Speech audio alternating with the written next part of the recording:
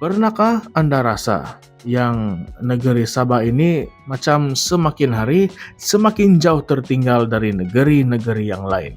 Macam sudah lama sangat kita dengar janji-janji, tetapi hidup kita, jalan yang kita lalui tiap hari, bekalan air di rumah kita, dan sekolah anak-anak kita, semua macam semakin teruk.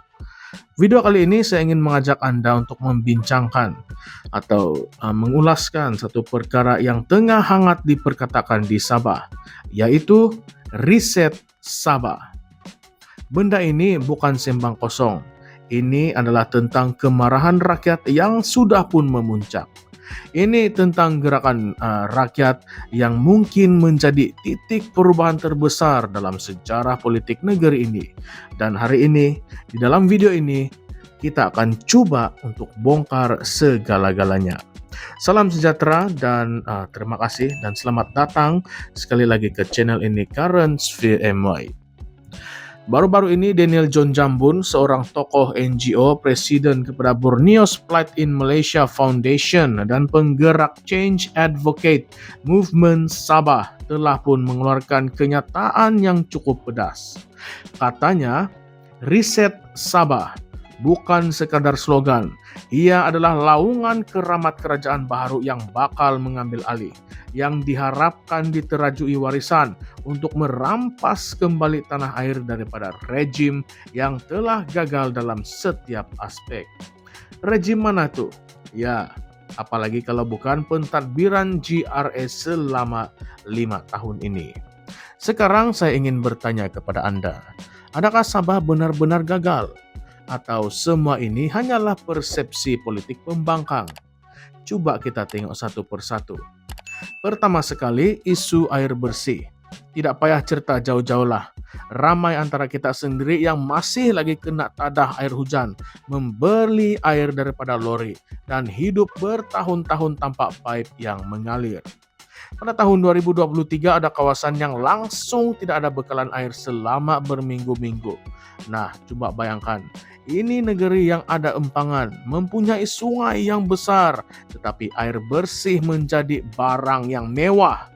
Ironinya, kita duduk atas sumber air tetapi masih lagi haus. Seterusnya, elektrik. Siapa di sini tidak pernah blackout?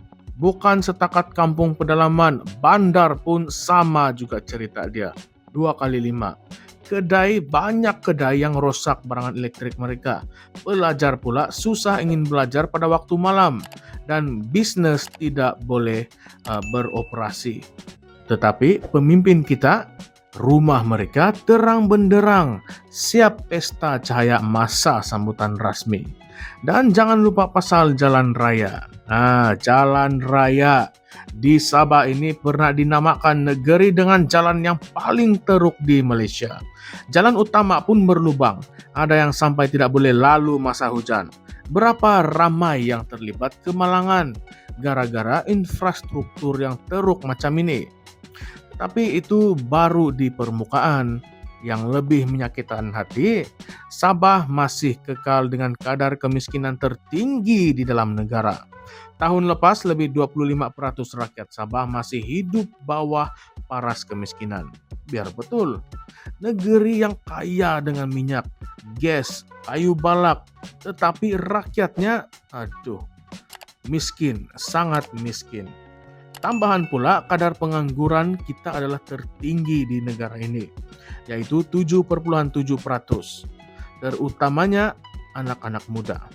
Ramai yang terpaksa meninggal kampung halaman untuk mencari kerja di semenanjung atau di luar negara. Kalau kita cakap pasal sekolah, lagilah menyedihkan. Dalam 1.200 buah sekolah di Sabah, 586 dikategorikan sebagai daif. 222 daripadanya diklasifikasikan sebagai kritikal. Maksudnya struktur bangunan yang bahaya, siling pun sudah runtuh, tandas yang sudah bocor, bilik darjah yang sempit. Anak-anak kita belajar dalam keadaan yang tidak selamat.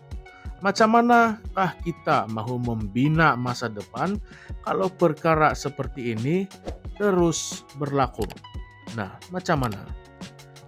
Seterusnya, sistem kesehatan kita. Kita semua tahu cerita. Klinik tiada dokter, peralatan rosak, hospital penuh, di sesetengah kawasan.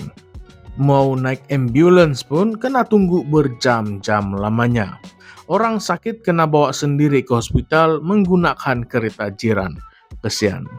Dan ini yang paling membakar jiwa, yaitu cash rasuah kita. Sabah disebut antara negeri tertinggi dalam aduan kepada SPRM. Sementara rakyat terpaksa berjimat cermat, pemimpin-pemimpin bermewah-mewahan. Kereta besar, rumah mewah, melancong ke luar negara. Sedangkan rakyat beratur panjang untuk meminta bantuan. Daniel John Jambun menyatakan dengan tegas ini bukanlah sekadar kelemahan pentadbiran. Ini adalah pengkhianatan. Beliau kata rakyat menjadi penonton kepada perompakan yang berlaku secara terbuka. Yang patuh diberikan ganjaran, yang menentang dibisukan. Dan saya tanya kepada Anda semua, adakah ini yang kita mahu untuk meneruskan, untuk diwariskan kepada generasi kita nanti? Nah, jadi apa itu riset Sabah yang mereka laungkan ini? Ia adalah seruan untuk bermula semula. Satu pelan tindakan yang bukan sekadar tukar nama kerajaan, tetapi tukar seluruh sistem pentadbiran. Daniel dan gerakan ini mencadangkan beberapa langkah yang penting. Antaranya, tempatkan pegawai SPRM secara kekal di kementerian utama, termasuklah pejabat ketua menteri. Setiap sen yang keluar dari kerajaan negeri mesti diaudit secara telus. Mereka juga mahu membangunkan industri tempatan untuk menjana pekerjaan. Bukan hanya tunggu proyek mega dari luar. Dan yang paling penting, hak Sabah di bawah Perjanjian Malaysia 1963 mestilah dipertahankan. Ini termasuklah tuntutan 40% hasil bersih dari cukai yang dikutip oleh Kerajaan Persekutuan di Sabah.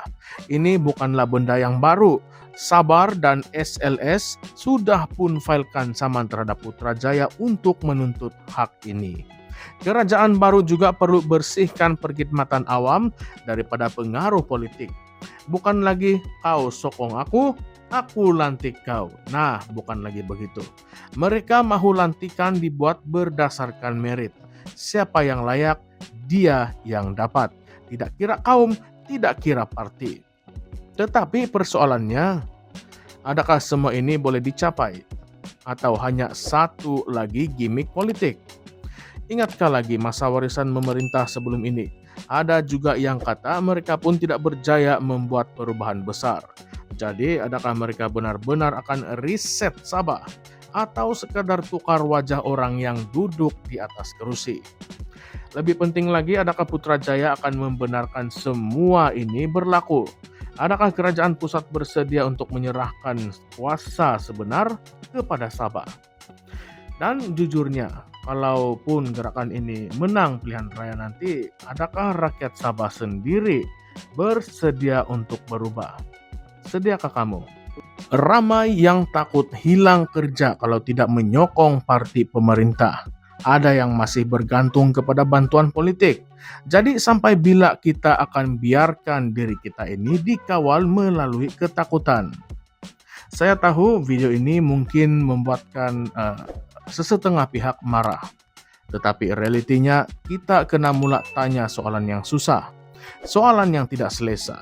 Kalau tidak, kita akan terus hidup di dalam kitaran kerusakan yang sama.